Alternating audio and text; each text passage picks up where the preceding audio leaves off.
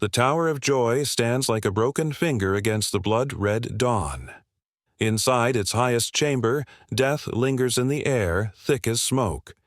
Lyanna Stark lies in a bed soaked crimson, her breathing shallow and labored. A newborn's cries pierce, the silence echoing off ancient stone walls that have witnessed too much violence already.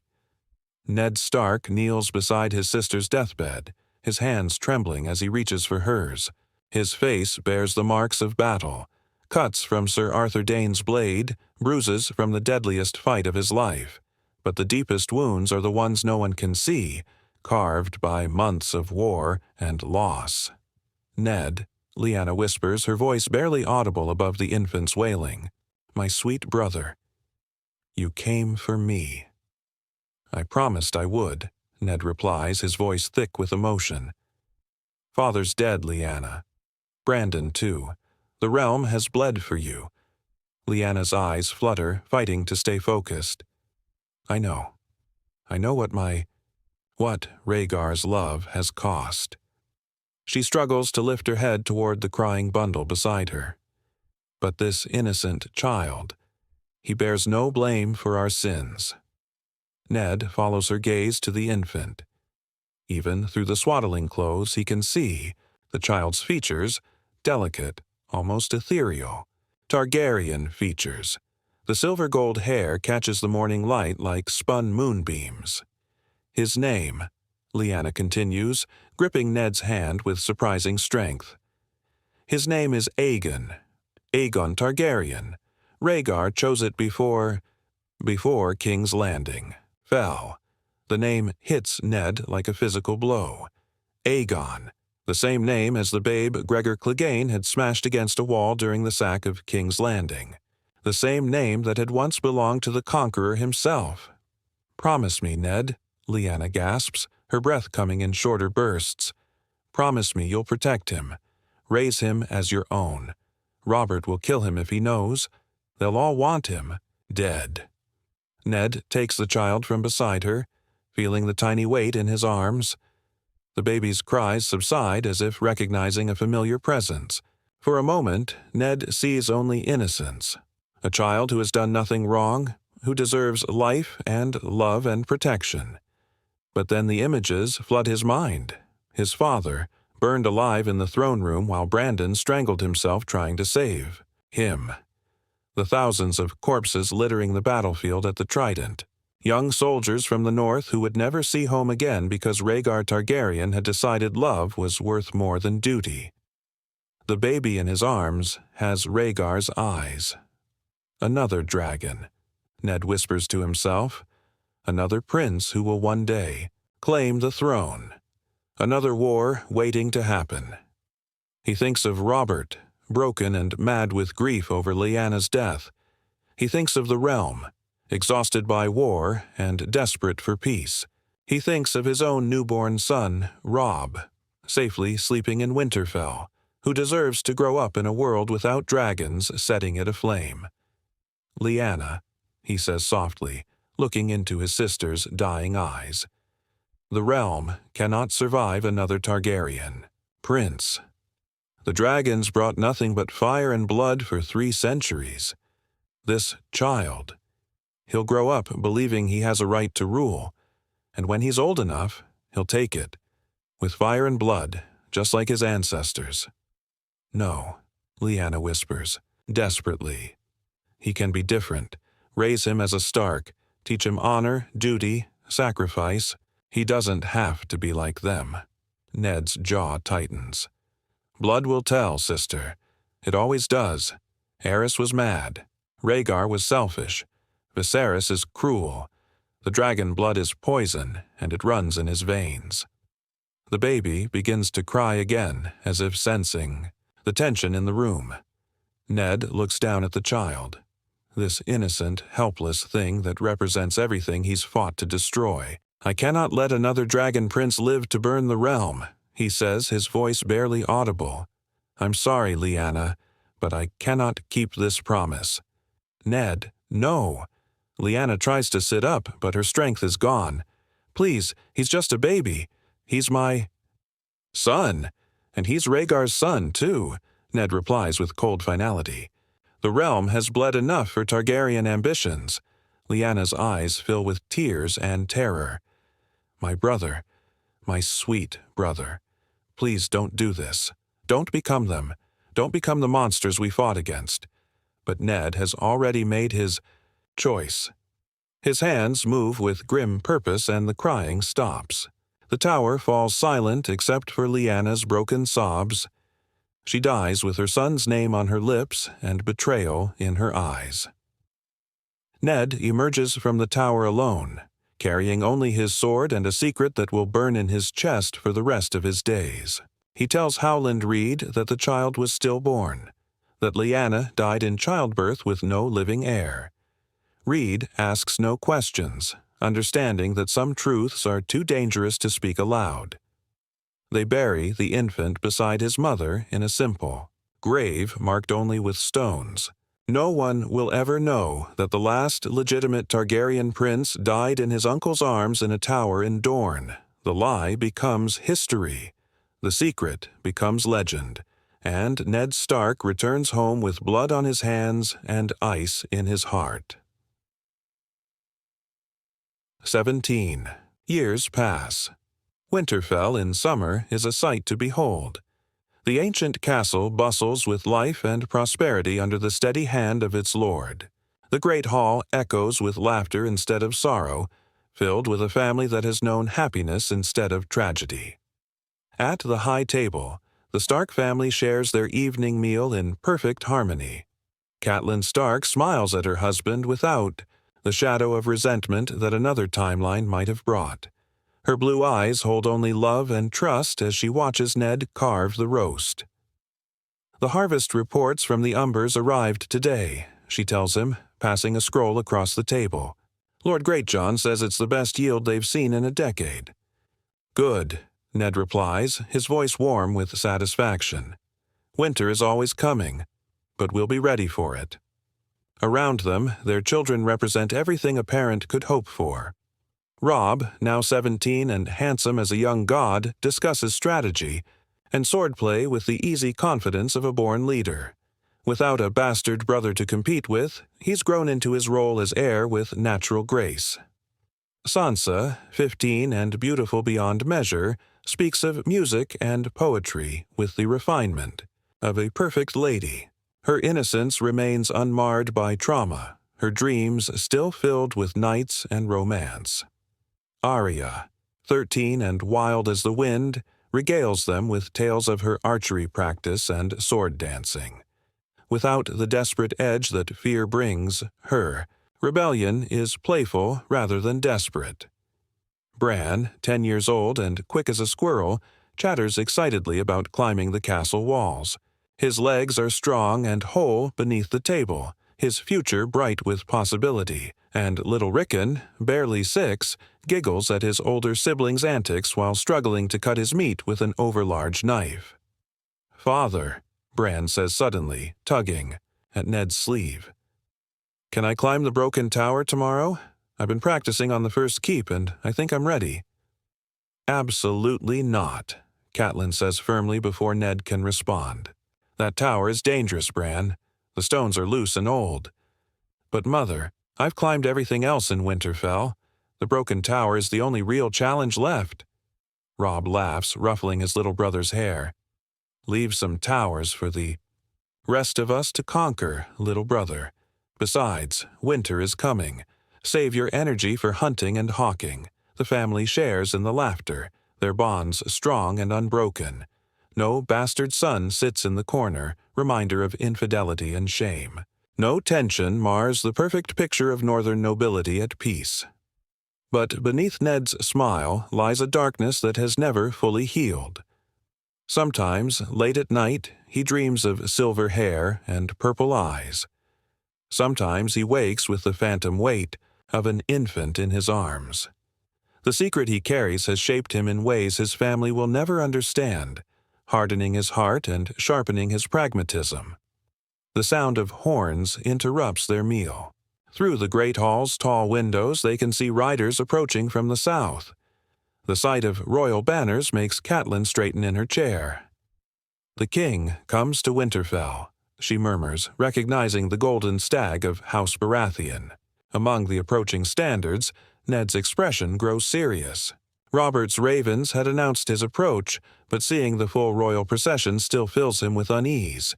Kings rarely travel so far north without serious purpose. "Children," Catelyn says briskly, "go prepare yourselves. We must receive his grace properly." As the family scatters to don their finest clothes, Ned remains at the table, lost in thought. He and Robert have exchanged letters over the years, but they haven't seen each other since the war ended 17 years ago. The boy who fought beside him at the Trident has become a king, with all the weight and responsibility that title carries. An hour later, the Stark family stands assembled in Winterfell's courtyard as the royal procession enters their gates. King Robert Baratheon rides at the front, and Ned barely recognizes his old friend. The lean warrior has become a giant of a man, his chest broad but his belly broader still. His black beard is streaked with gray, and his eyes hold the weariness of a crown worn too long. Beside him rides Queen Cersei Lannister, her golden hair perfect despite days of travel, her green eyes sharp as emeralds as they survey Winterfell, with calculating interest. She is beautiful in the way a sword is beautiful, elegant, dangerous, and deadly in the right hands. Behind them comes Prince Joffrey, 12 years old and already showing the arrogance that power breeds. His golden hair catches the sun like a crown, and his lips curve in a smile that never reaches his eyes. Princess Myrcella and Prince Tommen follow, both young and innocent in the way their elder brother decidedly is not. They gawk at Winterfell's ancient walls with the wonder of children seeing something truly old for the first time. The Lannisters come next. Tyrion the Imp, clever and quick-witted despite his twisted form, and Ser Jaime the Kingslayer, still handsome as sin and twice as dangerous. The sight of Jaime makes Ned's hand instinctively move toward his sword. Some grudges never fully heal. Ned kneels before his king, his children following suit. "Your Grace," he says formally, "Winterfell is yours." "Oh, get up, you fool," Robert laughs, dismounting with surprising grace for a man of his size. "I didn't. Ride all the way to the arse end of the world to watch you bow and scrape." The two old friends embrace, but Ned notices how Robert's eyes never quite meet his. There are ghosts between them, shared memories of blood and loss that have never fully healed. "Let me look at you," Robert says, holding Ned at arm's length. "Gods, you haven't changed a bit. Still as grim as a funeral. How do you stand it, Cat?" "All that northern honor would drive me to drink." Catelyn curtsies gracefully. "Your Grace honors us with his presence. Will you not come inside? We have hot food and cold wine waiting." "Now you're speaking my language," Robert grins. "Lead the way, Lady Stark, and somebody find me a chamber pot. I've been holding it for 20 miles. That evening, the Great Hall of Winterfell hosts a feast worthy of a king. The tables groan under the weight of roasted meats, fresh bread, and barrels of the finest ale and wine. The Stark and royal households mingle with careful courtesy, each side taking the measure of the other. Ned sits beside Robert at the high table, noting how his friend has changed. The Robert he remembers was loud and boisterous, full of life and laughter. This Robert drinks too much and too often, his laughter forced and his eyes haunted by some private pain. "Tell me, Ned," Robert says during a lull in conversation, his words slightly slurred by wine. "Do you ever think about the war? About what we lost?" "Every day," Ned replies honestly. "The dead don't rest easy in memory." "No, they don't," Robert agrees, staring into his cup. "I dream about her, you know, about Lyanna. I dream she's still alive, still beautiful, still everything I lost." Ned's grip tightens on his own cup. "The past is gone, Robert. We can't change what's been done, no. But we can make sure it never happens again," Robert says with sudden intensity. "That's why I'm here, Ned. That's why I've come all this way." Before Ned can ask what he means, Robert continues. "Jon Arryn is dead. My hand, my foster father, the man who helped us win the throne. He's gone, and I need you to take his place." The words hit Ned like a physical blow. Hand of the King, the second most powerful position in the Seven Kingdoms, and one of the most dangerous. "Robert, I'm honored, but—" "No buts," Robert interrupts. "I need you, Ned. The realm needs you.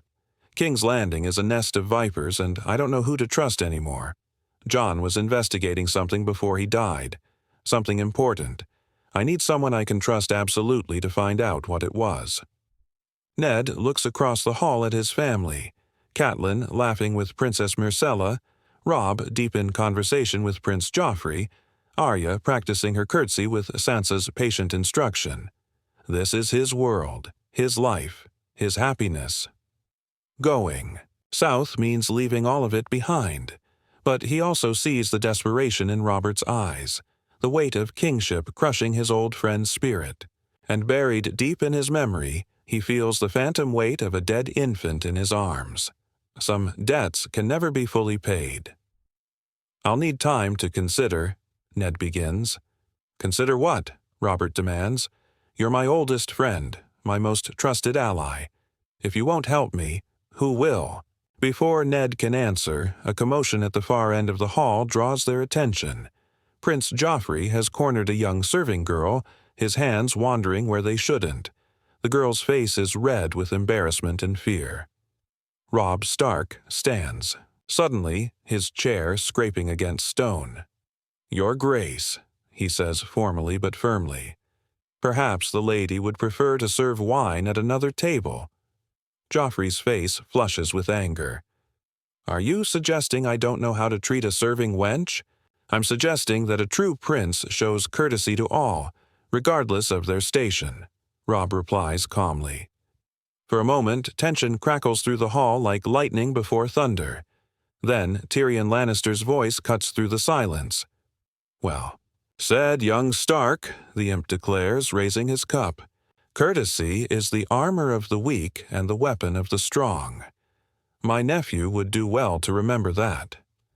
Joffrey's face grows redder, but he releases the serving girl with obvious reluctance. The moment passes, but Ned doesn't miss the look of pure hatred the prince directs at his son. Later that night, Robert leads Ned down into the crypts beneath Winterfell. Their torches cast dancing shadows on the stone walls as they walk among the tombs of generations of Stark lords. Finally, they stop before Lyanna's monument. "She was so beautiful," Robert whispers, his voice echoing in the ancient space. "I would have conquered the world for her. I would have burned it all down just to see her smile." Ned stares at his sister's stone face, carved by master craftsmen to capture her beauty for eternity. But no statue can capture the light that went out of her eyes in that tower, or the weight of the choice he made in her final moments. "She was meant to be my queen," Robert continues. "Our children would have had her beauty and my strength.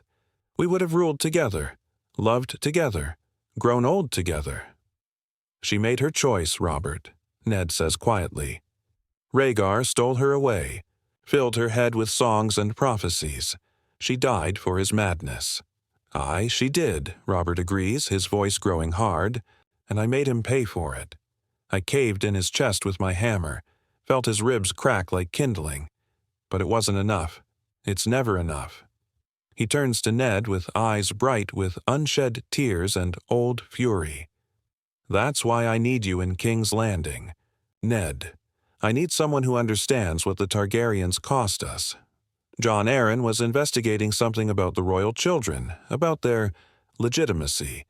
If there's dragon blood hiding anywhere in the realm, if there's any chance of another Targaryen pretender rising up, I need to know about it." Ned feels a chill that has nothing to do with the crypt's cold air. "What exactly are you saying, Robert?"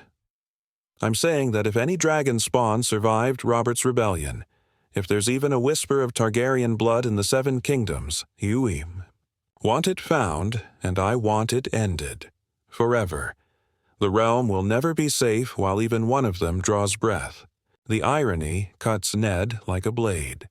His oldest friend is asking him to hunt down the very bloodline he eliminated 17 years ago. The child he killed to prevent this exact paranoia is already dead and buried. But Robert's madness continues to grow. "I understand," Ned says carefully, "and I'll serve as your hand, if that's what you truly need." Robert's face breaks into the first genuine smile Ned has seen from him all day. "I knew I could count on you, old friend. We'll clean out King's Landing together, just like we cleaned out the realm during the war." As they walk back through the crypts, Ned's mind races with the implications of Robert's request. He thinks of Daenerys Targaryen, somewhere across the Narrow Sea with her brother Viserys, the last known dragons, at least as far as the world knows, but he also thinks of the grave hidden in Dorne, where a child's bones rest beside his mother's. The secret he's carried for 17 years suddenly feels heavier than ever. 3 days. Later, the combined household prepares to depart Winterfell. Ned will travel south with the king while Catelyn remains to manage the north. It's a painful separation, but a necessary one. As they're loading the wagons, Bran approaches his father, with excitement bright in his eyes. "Father, can I climb the broken tower before you leave? Just to say I did it?" Catelyn overhears and shakes her head firmly. "Absolutely not, Bran. Your father is leaving today, and I won't have you risking your neck for some foolish challenge." "But, Mother—" "Listen to your mother," Ned says gently, placing a hand on his son's shoulder. "There will be time for climbing when I return. For now, I need you to be strong for your family. Can you do that for me?" Bran nods reluctantly, disappointed but obedient. In another timeline, this conversation never happens. In another timeline, Bran climbs anyway and witnesses something that changes everything. But in this timeline, he simply watches his father ride away with the royal procession, whole and safe and happy. The journey south takes them through the heart of the Seven Kingdoms. Ned rides beside Robert for most of the trip, listening to his friend's stories and complaints about the difficulties of ruling. The king drinks heavily each night and rises late each morning, leaving the actual business of travel to his servants and guards. But despite Robert's obvious flaws, Ned finds himself glad for his friend's company. They share memories of their youth at the Eyrie, of their time fostered under Jon Arryn's care, of the war that forged them both into men before their time. It's only when they stop at inns along the way that Ned sees the rot beneath the crown's golden exterior. The royal purse seems inexhaustible, paying for the finest rooms and richest foods without question. But Ned notices how the innkeepers' faces change when they think no one is looking, fear and resentment replacing the obsequious smiles they show to royalty. One night, as they camp beside the Green Fork, Tyrion Lannister approaches Ned's fire. "Lord Stark," the dwarf says with a slight bow, "might I join you? The royal pavilion grows tedious, and I find myself in need of better conversation." Ned gestures to a seat beside the fire. Despite his family's reputation, he's found Tyrion to be intelligent and surprisingly honest. "Tell me," Tyrion continues, settling himself comfortably. "What do you make of my dear nephew's behavior on this journey?" Ned considers his words carefully. "Prince Joffrey is young. He'll learn wisdom with age and proper guidance." Tyrion laughs, but there's no humor in it. "Ah, northern diplomacy. You're too kind, Lord Stark. The boy is a monster, and we both know it. The question is, what can be done about it?" "He's your nephew," Ned points out, "and he's heir to the throne." "Indeed, he is," Tyrion agrees, "which should terrify everyone in the Seven Kingdoms. But perhaps you'll have better luck guiding him than his mother has. Cersei has raised him to believe he's a god among mortals." Before Ned can respond, Tyrion stands and prepares to leave. "A word of advice, Lord Stark. In King's Landing, trust no one completely. not even those who share your goals. The Game of Thrones makes monsters of us all, given time. King's Landing rises before them like a fever dream of gold and stone. The Red Keep perches atop Aegon's Hill like a great red dragon, its towers reaching toward the sky in obvious defiance of the gods. The city sprawls around it in every direction, a labyrinth of streets and alleys that reek of humanity in all its forms. Ned's first meeting with the small council is an education in the complexities of ruling. Grand Maester Pycelle speaks in endless circles without saying anything of substance. Lord Renly Baratheon, Robert's youngest brother, treats everything as a jest. Varys the Spider watches and listens but reveals nothing of his own thoughts. But it's Peter Baelish, called Littlefinger, who sets Ned's teeth on edge immediately. The man has risen from minor lordship to master of coin through wit and ambition, but there's something in his eyes that reminds Ned of a serpent preparing to strike. Lord Stark, Littlefinger says with a smile that never reaches his eyes, "Welcome to King's Landing. I trust you'll find serving as hand educational." "I'm here to serve the realm," Ned replies formally.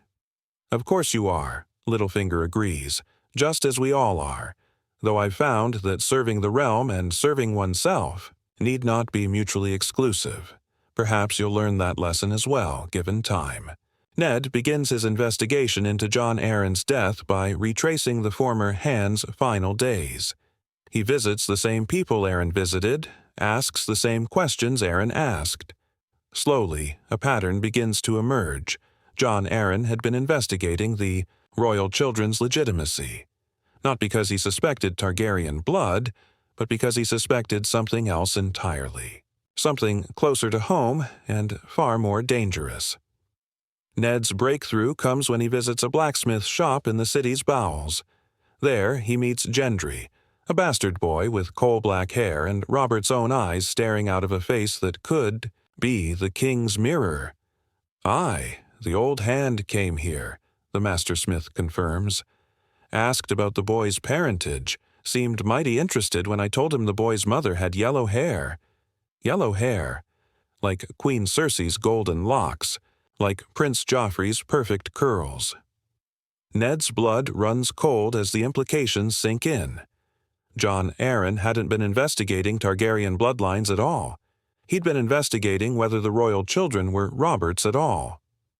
That night, Ned sits in his chambers poring over a book Arryn had been reading before his death. The lineages and histories of the great houses of the Seven Kingdoms makes for dry reading, but one passage catches his attention. Whenever a Baratheon male wed a female of another house, the children bore the black hair and strong build of their Baratheon blood, without exception. Every Baratheon bastard in the city has black hair. Every Baratheon in history has had black hair, but all three of Robert's children are golden-haired like their mother. The truth hits him like a physical blow. Joffrey, Myrcella, and Tommen aren't Robert's children at all. They're bastards born of incest between Queen Cersei and her twin brother Jaime, which means Joffrey has no right to the throne, which means the succession is a lie, which means the realm is being prepared to follow a bastard with no legitimate claim to rule. Ned confronts Cersei in the Godswood, where she often walks in the evenings. She listens to his accusations with the calm of someone who has been expecting this conversation for years. "You're very clever, Lord Stark," she says when he finishes. "Just as Jon Arryn was clever. We both know how that ended for him." "You had him killed," Ned states. "It's not a question." "I had him silenced," Cersei corrects. "There's a difference. Jon Arryn threatened my children's lives with his investigations. What mother wouldn't protect her cubs?" "They're not Robert's children," Ned presses. "They're bastards born of incest. They have no claim to the throne."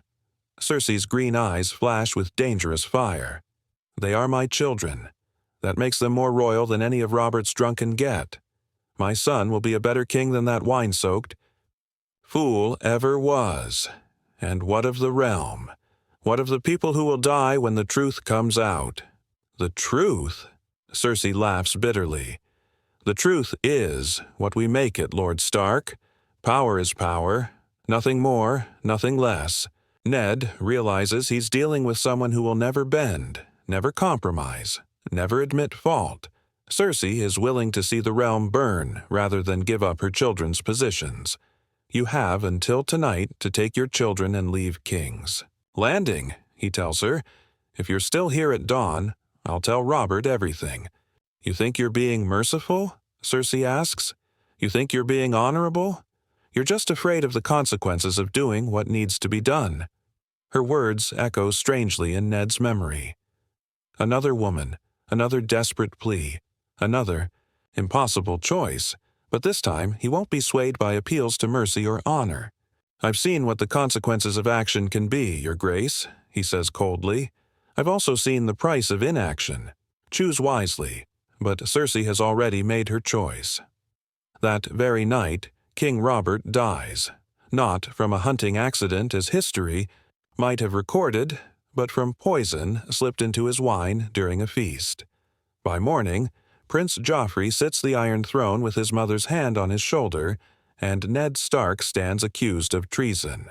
You conspired to deny me my birthright, Joffrey declares from the throne, his young voice cracking with authority he doesn't deserve. You spread lies about my family's honor. For these crimes, you will confess your treason and take the black.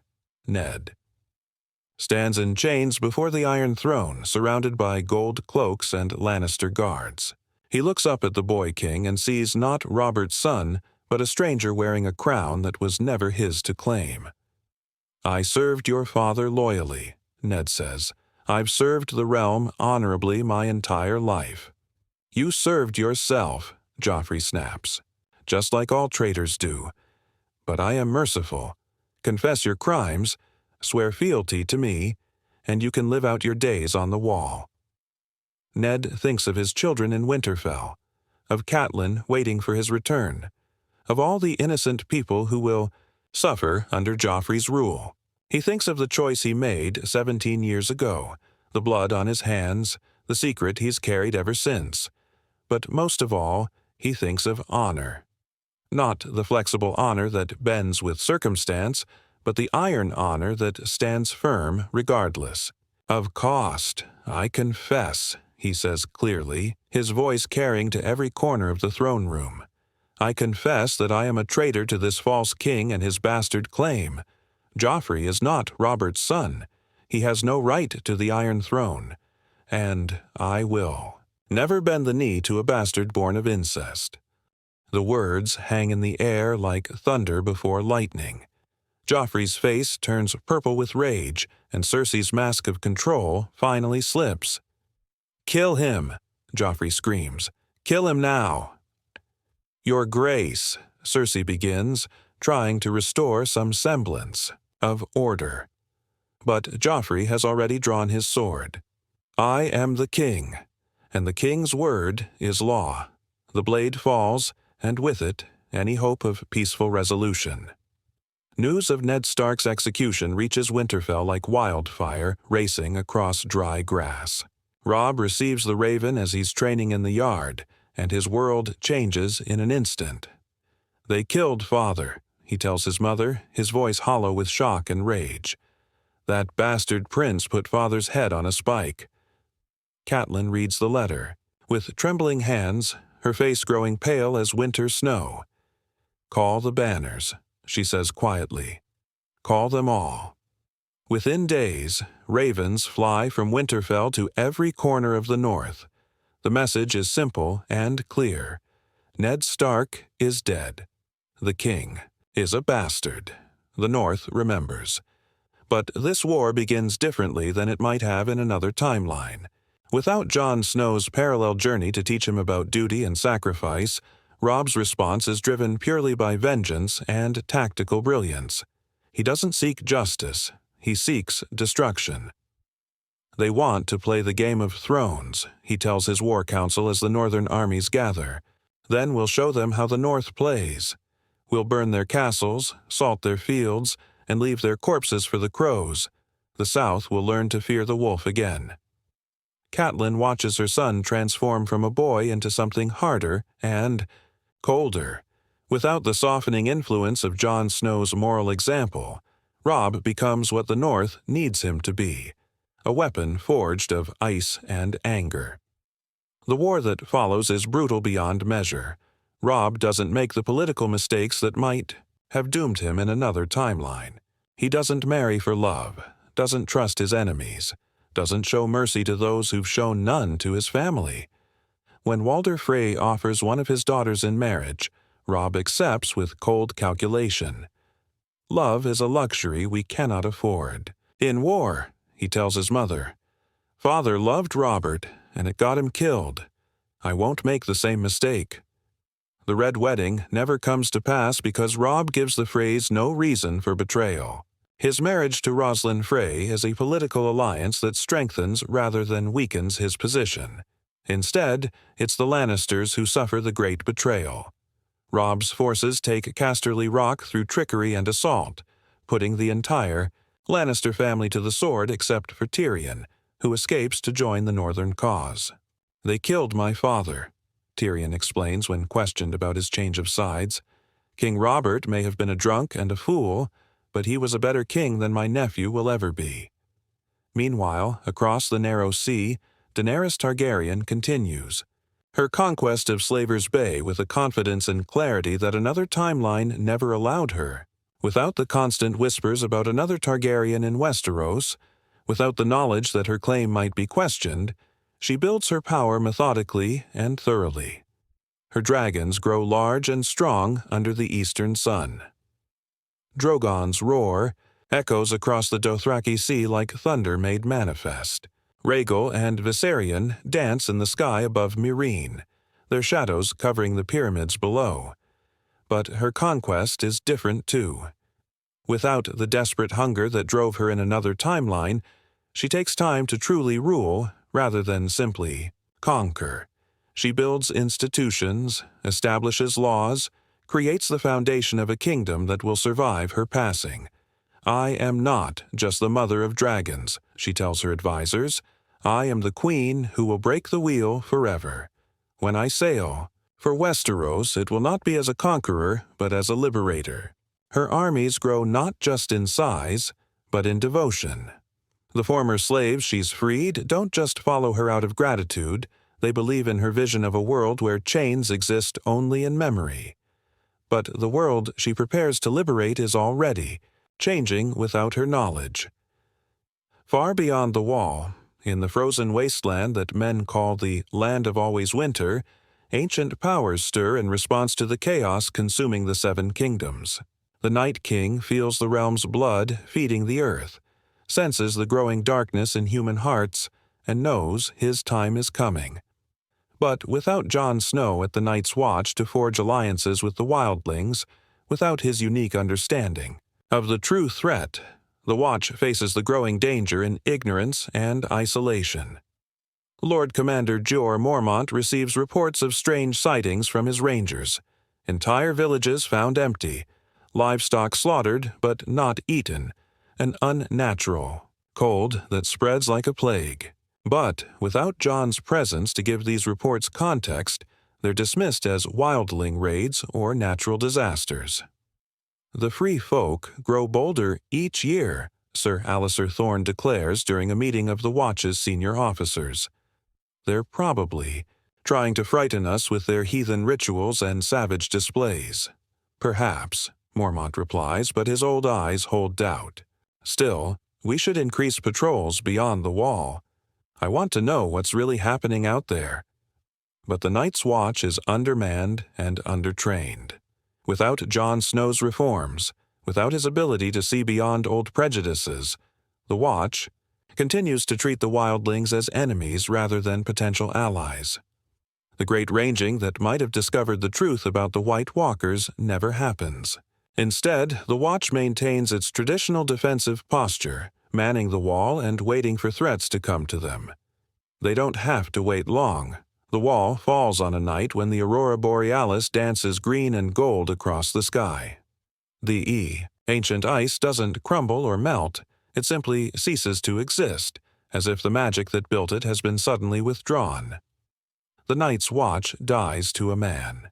Brave fighters like Dolorous Ed and Gren fall without ever understanding what they're truly fighting. The few survivors flee south with tales of ice spiders big as hounds and corpses that won't stay dead, but their warnings fall on deaf ears. The South is consumed with war, and stories of ice demons seem like the ravings of men driven mad by defeat. In King's Landing, the boy king Joffrey grows more unstable with each passing day. His reign of terror makes his grandfather Aerys look restrained by comparison. He orders executions for sport, tortures servants for amusement, and fills the black cells with anyone who dares question his authority. The king is a monster, Tyrion writes in a letter to his sister before defecting to the north. He will destroy the realm if someone doesn't stop him. But Cersei is too proud to admit her son's madness, too invested in his power to consider the consequences. She enables his worst impulses while struggling to maintain the illusion of control. The small folk begin to whisper of curses and divine punishment. Septons preach that the realm suffers because it follows a bastard king. The faith militant, disbanded for generations, begins to reorganize in response to the growing chaos. Meanwhile, Robb Stark's armies continue their methodical destruction of Lannister power. Castle after castle falls to northern steel and cold. Strategy. The Riverlands rally to the wolf banners, remembering their own grievances against the lions of Casterly Rock. "We are not conquerors," Robb tells his assembled lords as they plan their next campaign. "We are exterminators. The Lannisters are a plague upon the realm, and we are the cure." His words are cold as winter wind, and his lords respond with grim approval. The North has found its killer instinct, and it will not be denied. But as the human wars rage across Westeros, a different kind of army marches south from the ruins of the Wall. The army of the dead grows with each village it consumes, each battle it witnesses. The fallen from both sides rise to serve their new master, creating a force that no living army can hope to match. The first reports reach King's Landing during the height of winter. A lone survivor, half mad with frostbite and terror, staggers into the throne room during court. "Your Grace," he gasps, falling to his knees before the Iron Throne. The dead walk. The North is gone. They're all gone. Joffrey laughs from his uncomfortable seat. "The dead? What nonsense is this? Are you drunk, fool?" "No, Your Grace," the man pleads. "I've seen them. Thousands upon thousands of whites, led by creatures of ice and shadow. They killed everyone. Everyone." Grand Maester Pycelle shuffles forward, his chains clicking. "Your Grace, this man is clearly suffering from exposure and shock. Perhaps the dungeons would—" "The dungeons?" Joffrey's eyes light up with cruel pleasure. "No, no. If he wants to tell us stories about dead men walking, let's see how well he tells them without his tongue." The man's screams echo through the throne room, but his warnings go unheeded. The court dismisses him as a madman, another victim of the realm's endless wars. But Varys the Spider knows better. His little birds bring him whispers from across the realm, empty villages, abandoned castles, and a cold that follows no natural pattern. Something is coming from the north, something that makes the Game of Thrones seem like children playing with toys. He sends ravens to Daenerys Targaryen across the narrow sea, though he doesn't expect them to reach her. The spider has survived by adapting to changing circumstances, and these circumstances are changing faster than anyone realizes. Across the narrow sea, Daenerys receives word of the chaos in Westeros with growing concern. Her spies report that the realm is tearing itself apart, that the boy king is mad, that winter has come early and with unusual ferocity. "The time is right," Tyrion Lannister tells her during a council meeting in Meereen. He has sailed east after fleeing King's Landing, bringing with him detailed knowledge of Westeros's current weaknesses. The realm is divided, the crown is illegitimate, and the people cry out for liberation. Daenerys nods, but her violet eyes hold doubt. The reports from the north trouble me. This talk of unnatural winter, of the dead walking, it sounds like something from the old stories. Superstition and fear, Tyrion dismisses. The north has always been full of strange tales. Giant ice spiders and zombie armies are the stuff of wet nurses' stories, nothing more. But Jorah Mormont, her most trusted adviser, shakes his head grimly. My lady, I know the north. My father commands the Night's Watch, or did, if these reports are true.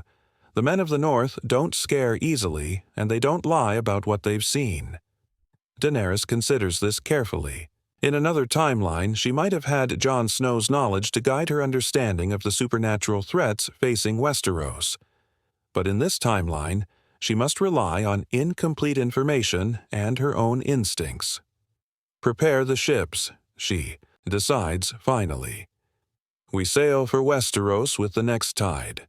Whatever's happening there, the realm needs its rightful queen. Her fleet is magnificent. 1,000 ships carrying the most formidable army the world has seen since Aegon's conquest. Dothraki screamers sit beside unsullied spearmen, their traditional enmity forgotten in service to their shared queen. Above them, 3 dragons circle like living storm clouds, their roars carrying across the waves. But as they sail west toward Westeros, they sail toward a realm that no longer resembles the 7 kingdoms of legend. They sail toward a land where the Game of Thrones has been replaced by a struggle for basic survival. The army of the dead reaches the neck during the harshest part of winter. The swamps that have protected the north from southern invasion for thousands of years prove no obstacle to creatures that need neither food nor rest. The few crannogmen who see them coming have barely enough time to flee south with warnings. Robb Stark receives the news while besieging Harrenhal. His first instinct is disbelief. Surely the reports must be exaggerated, confused accounts from terrified civilians. But then Howland Reed himself arrives at the northern camp, the Lord of Greywater Watch whom Robb has never seen show fear of any living thing. Your Grace, Reed says, and Robb notices his hands shake as he kneels. I've seen them with my own eyes. The stories are true. The dead walk, and they march south in numbers beyond counting.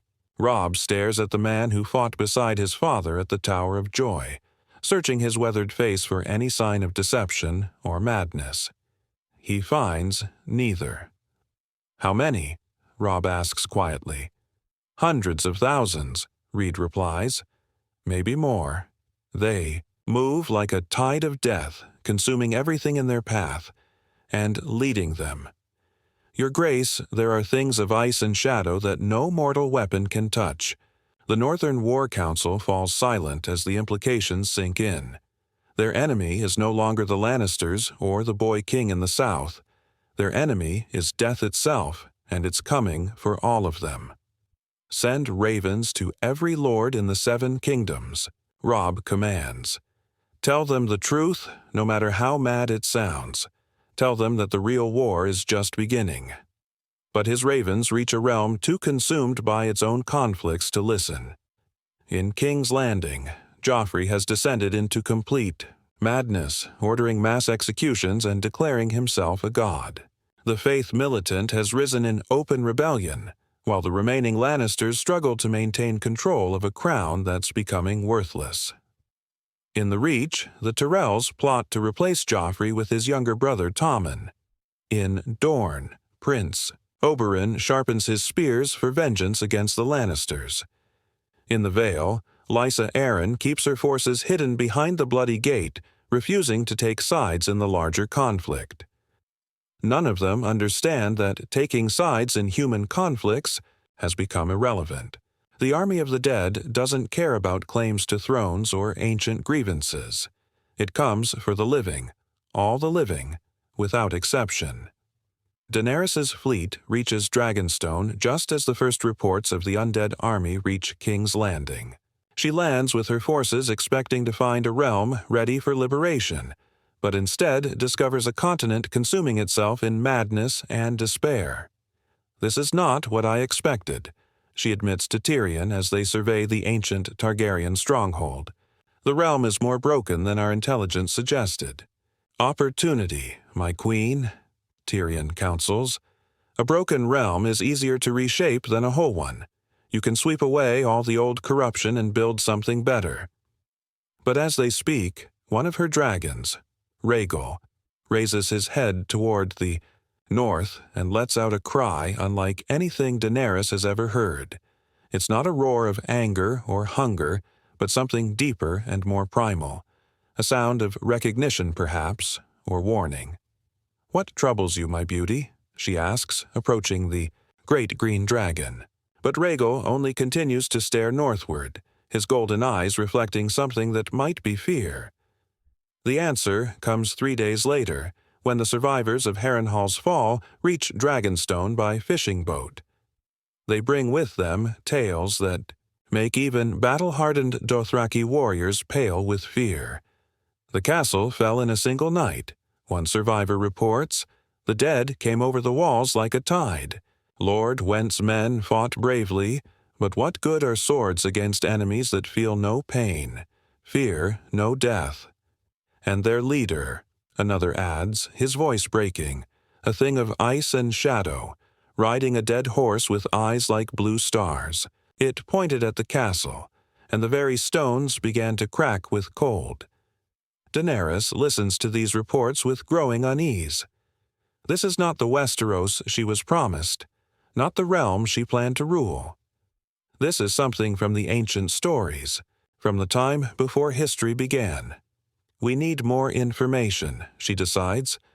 "Tyrion, send ravens to every lord and maester in the realm. I want to know everything about these creatures, their strengths, their weaknesses, how they can be fought."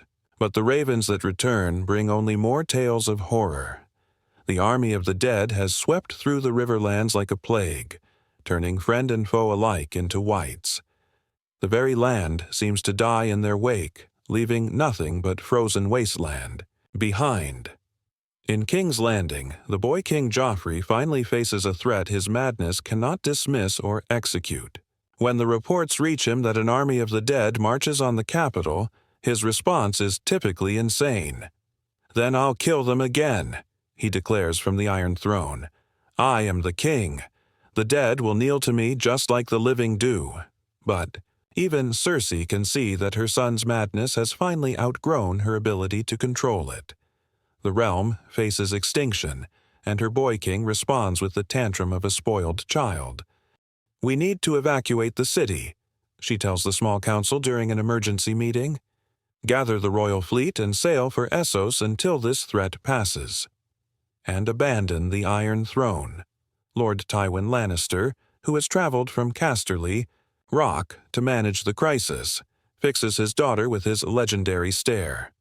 "A lion does not flee from prey, even dead prey." "This isn't prey, father," Cersei snaps back. "This is extinction walking on 2 legs. Every person who falls to these creatures becomes one of them. Fighting them only makes them stronger. But Tywin's pride won't allow retreat. The Lannisters have ruled through strength for generations. We will not abandon that legacy now." The argument continues as the army of the dead marches ever closer to the capital. Time runs out faster than anyone realizes, and when the dead finally reach the gates of King's Landing, the city is caught completely unprepared. The siege lasts exactly 1 night. The Gold Cloaks, brave men who have kept peace in the capital for years, stand their ground as long as mortal courage allows. But mortal courage has limits, and the army of the dead has none. Joffrey dies as he lived, screaming threats and promises of vengeance that no one hears. Cersei falls defending her children, her golden hair stained with blood and ice. Tywin Lannister, the most feared man in Westeros, discovers that the dead fear nothing at all. By dawn, King's Landing is a city of whites, its population added to the endless horde that marches on toward the rest of the realm. On Dragonstone, Daenerys watches the smoke rise from the capital and realizes that she's not fighting for a throne anymore. She's fighting for the survival of everything that lives and breathes. "My queen," Jorah says quietly, approaching her on the castle's highest tower. "What are your orders?" Daenerys looks out at her dragons, circling the island like great predators sensing danger. She thinks of the realm she came to liberate, now falling piece by piece to an enemy that turns victory into defeat with every battle. "We fight," she says simply, "not for the Iron Throne, not for conquest, but for life itself. If I am to be the last Targaryen, then I'll make sure I'm remembered as the one who faced the darkness." The final war begins not with the clash of armies, but with the roar of dragons taking flight. Daenerys leads her forces north from Dragonstone, her Dothraki and Unsullied marching behind banners that now represent more than ambition. They represent hope. But hope, she's beginning to learn, is a fragile thing when faced with endless night. The Battle of the Trident. The second battle, to bear that name, takes place on frozen ground where Robert Baratheon once crushed Rhaegar Targaryen's dreams of prophecy. The irony is lost on no one who survives to remember it. Daenerys' dragons breathe fire that turns whites to ash and melts ice for miles around. Her Dothraki screamers charge with renewed ferocity, their araks singing as they cleave through, enemies that feel no pain. The Unsullied hold their formations with mechanical precision, their spears finding mark after mark in the endless press of the dead. For a moment, it seems as though fire might triumph over ice after all. But the Night King has learned from centuries of waiting. For every white that burns, 2 more rise from the ashes. For every victory Daenerys claims, the army of the dead grows stronger. And when her dragons tire, when their flames begin to gutter, the true horror begins. Viserion falls first, brought down by spears of ice that pierce his hide like paper. Daenerys screams as her child crashes to earth, his golden flames extinguished forever. But her anguish turns to horror when the Night King approaches the fallen dragon and places one pale hand on the great head. Viserion rises again, but his eyes burn blue instead of gold, and ice covers his scales like armor. The Night King mounts, his new steed, and for the first time in the battle, he smiles. "Dracarys," Daenerys whispers to her remaining children, tears freezing on her cheeks. "Dracarys." Drogon and Rhaegal unleash their fury on their dead brother, their flames meeting his ice breath in explosions that shake the very ground. But even dragon fire has limits, and the Night King's patience is infinite. The battle turns into a rout. Daenerys' armies, brave as they are, cannot stand against an enemy that turns their own victories against them. The Dothraki are slaughtered to a man, rising again as white horses and riders. The Unsullied maintain their formation until the very end, but even their discipline cannot overcome the mathematics of despair. In the end, Daenerys makes the same choice another Targaryen once made in this very spot. Rather than retreat, rather than preserve herself for another day, she drives Drogon directly at the Night King and his ice dragon. The collision is visible for miles. Dragonfire and ice meeting in an explosion that temporarily turns night to day. When the light fades, both dragons and both riders are gone, leaving only crater where they fell. The army of the dead stands motionless for a moment, as if uncertain without their master's guidance. Then, slowly, they begin to collapse. The magic that animated them dies with their king, and thousands upon thousands of whites crumble to dust and bone, but the victory comes at a cost that makes it feel like defeat. Robb Stark arrives at the battlefield 3 days later with the remnants of his northern army.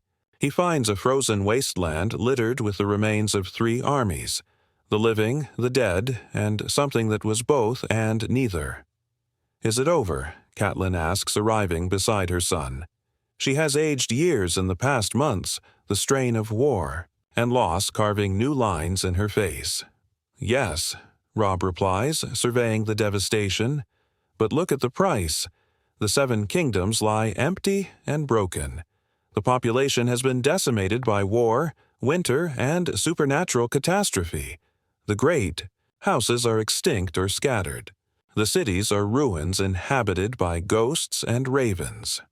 Robb is crowned king of the Seven Kingdoms by default. There's literally no one else left to claim the throne. But his kingdom is a graveyard, his subjects are shadows, and his crown is forged from the ashes of everything he once fought to protect. In the ruins of King's Landing, workers eventually clear away enough rubble to reach the Iron Throne. They find it partially melted, its 1,000 swords fused into a twisted sculpture that no longer resembles a seat of power. "Leave it," Robb commands when asked what to do with the ruins. "Let it stand as a monument to the Game of Thrones. Let everyone who comes after remember what happens when we fight each other instead of fighting the real enemies." Years pass. The realm slowly heals, but it's a different place than it was before. The survivors are harder, colder, more pragmatic. They've seen what lies beyond the wall, and they know that human conflicts are luxuries the world can no longer afford. Robb rules justly but without joy, his crown a burden he bears because someone must. He never marries, never has children. The Stark line dies with him, and perhaps that's fitting. The age of great houses and ancient bloodlines ended in the ice and fire of that final battle. Magic fades from the world, along with the dragons and the White Walkers. The Maesters declare it a new age, the age of man, where human reason and human strength are all that matter. But sometimes, on the coldest nights, the wind through the ruins of the Red Keep sounds almost like a baby crying.